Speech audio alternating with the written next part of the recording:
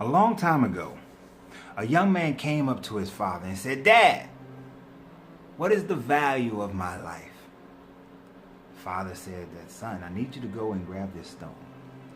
There is a stone in your mother's jewelry box. Grab the stone." He grabbed the stone that was described by his father, and they go out to the marketplace. And while in the marketplace, he tells his son, "I want you to ask people that pass by, what would they pay for this stone?" Many people came by, and the son stands out there and he asks the question, "How much would you pay for this stone? How much would you pay for this stone?" When he comes back to his father, he said, "Well, Dad, the average person came and told me that they would give us $30 for this stone. Shall I sell the stone?" His father said, "No, do not sell the stone." So then his father takes him to the mall, tells him to go inside the mall, ask all the jewelers, how much would they pay for the stone? As he goes around to all the different jewelers, he comes back, gets in the car and said, "Dad, they offered me $200 for the stone. Can we go back in and sell the stone?" His father said, "No, son. It's not yet time to think about selling the stone." So then his dad drives him down to the Natural History Museum. They sit with a curator. The curator looks at the stones, put it into the light, and looks at it through a glass to verify its authenticity. Looks at him and says that, "I'll give you $10,000 for this stone." Oh my God, the son is excited. He's elated. He said, Dad, can we sell the stone?" Father says, "No, we cannot sell the stone. Can't sell it." So they go home. The son is frustrated, irritated. So he goes home, stomps in the house, goes up to his mother and said, "Dad took me out. I had this stone. I know it belongs to you, Mom, but at first I was offered $20 for the stone, and of course I wouldn't sell the stone for $20 or $30. And then we went to the jewelers, but the jewelers were offering us $200 for the stone, and I was about to sell it. But then Dad took me to the museum, and at the museum they offered us $10,000 for the stone, and Dad wouldn't sell the stone." The mother looks at them and said, "Son, I would never sell this stone." The son looks at his mother bewildered, like, Why would you not sell this stone? It's worth $10,000.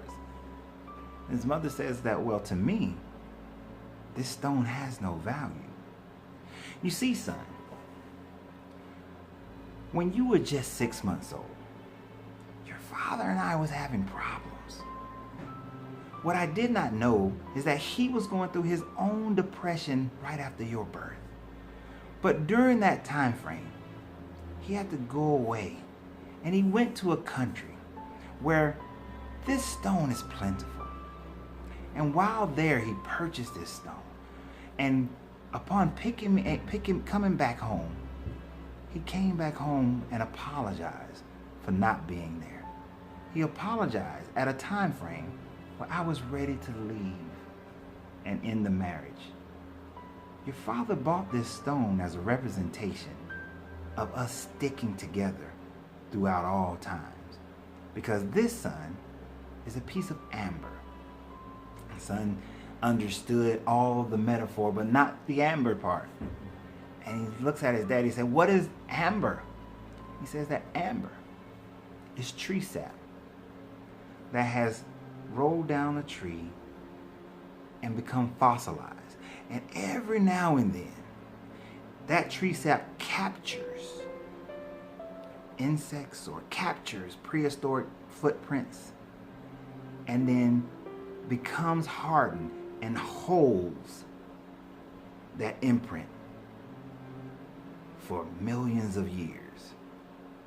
So when I gave that stone to your mother, I said that yes, at one point we were as loose and flowing as tree sap.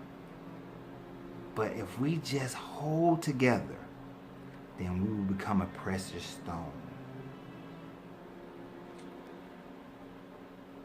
This has been Story Time with an Alchemist. Most of you, if you're familiar with the Jurassic Park movies, you understand how the tree sap becomes amber. And in countries like Riga, Latvia, amber is plentiful. The people there, especially in the mid-90s when I was in Riga, Latvia, didn't recognize the value of amber, especially if it held a prehistoric imprint or insect inside. But if you take one of those stones to the average American, they would not recognize the value of it and would only offer you a few dollars. If you take that stone to a jeweler will recognize that it is amber and offer you more money because of the environment that it was in and what it had become and what they can do in shaping it and what they can sell it for. But a gemologist, a prehistoric gemologist, would understand the true value of it, especially if it holds a prehistoric insect or footprint in it. This is what the man understood. This is what the gemologist understood, that the value of it. But intrinsically, the mother recognized that it held a value of meaning that was far beyond what any man could offer as far as the purchase price. You see, the true value of your life can be such based on your environment that you solidified yourself in. You see, if you solidified yourself in a lower mentality, a lower spirituality, a lower physical form, then your value to most people is very low. You're plentiful. You're just as much as anybody else. You're just as valuable as anybody else to the eyes of the masses. Now, to those people who know you a little bit better, that you look shiny to, that you reflect the light better, you hold a little bit more value. Now, to those who have seen how you've been hardened and how you've been shaped and see how much potential that you have like a jeweler, then they see even more value in it. But for those who understand your development, understand how you became what you are and solidify the interior of who you are, that holds even more value, which is why the gemologist saw even more in you.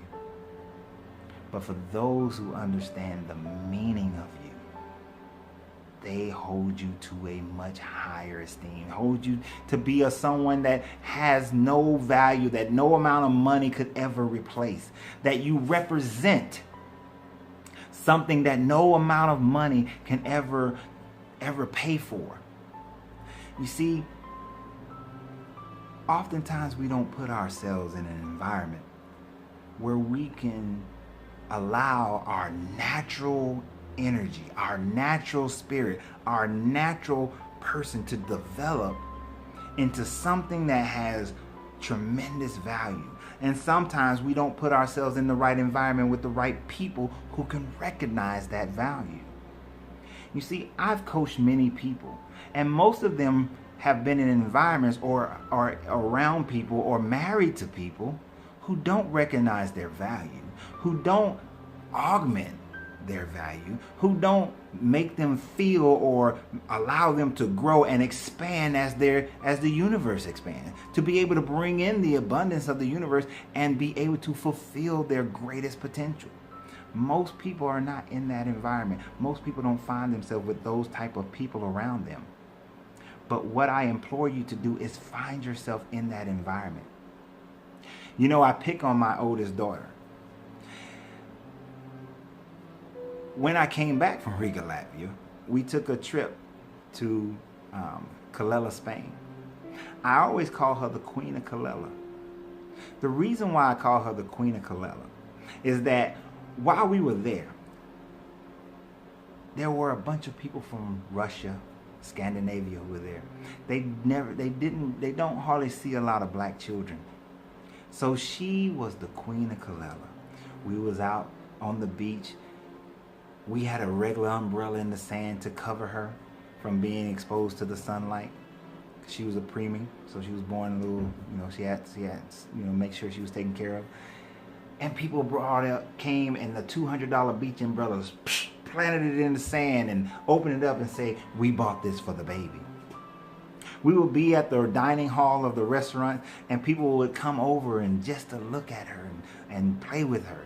We went to the medieval nights, and while we were at the medieval nights event, putting her down to sleep, people, instead of recording what's going on out in the medieval nights, they turn to record this baby that they've never seen before. She was the Queen of Colella. We go to Sylvia's restaurant every morning while we were there, 10 days. And as long as we let Sylvia hold her, Sylvia fed us for free. Queen of Colella is what she was. Even one time let Sylvia walk down the street a little bit with her, and Sylvia would not let anyone else hold her. If we go to Colella, Spain, I'm pretty sure that there are many pictures of the Queen of Colella. And one disturbing thing is that I had some people offer to purchase her. Offered $125,000 for my child. I know, shocking. But yes, it happened. That is why I remind her all the time, I could have sold you for $125,000. I made another one look just like you. But people place different values based on what it is. Now, many people, they fed us, they bought things for us simply to have the opportunity to see a baby that they've never seen. Now, there were other babies who was there. There were, other Caucasian babies. They see them all the time. But a Black American baby, if you're up in Siberia, you don't see them all the time. You don't see that often. So it had much value. She had more value to them. Sylvia, she had more value to Sylvia. Evidently, to people who sell babies on the market, she had $125,000 value to them. I know that's not the nicest thing to say, but it's a true story. That's a true thing that actually happened. But I want you to understand your value is based on what people perceive of you, and what people perceive of you is how you perceive yourself.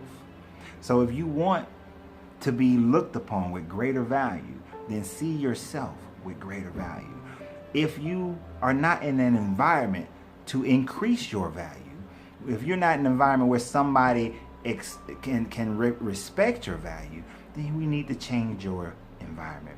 Change your work environment if they don't respect your value. But are you making yourself more valuable to the company? Change your relationship environment if they don't respect your environment. If they don't respect who you are. But are you making yourself more valuable to that environment?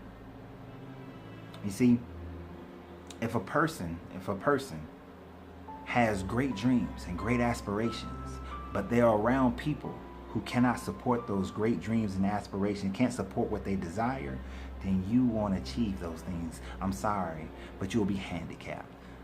You will be handicapped to achieve your dreams, to achieve what you desire. I hope that this has been helpful to you.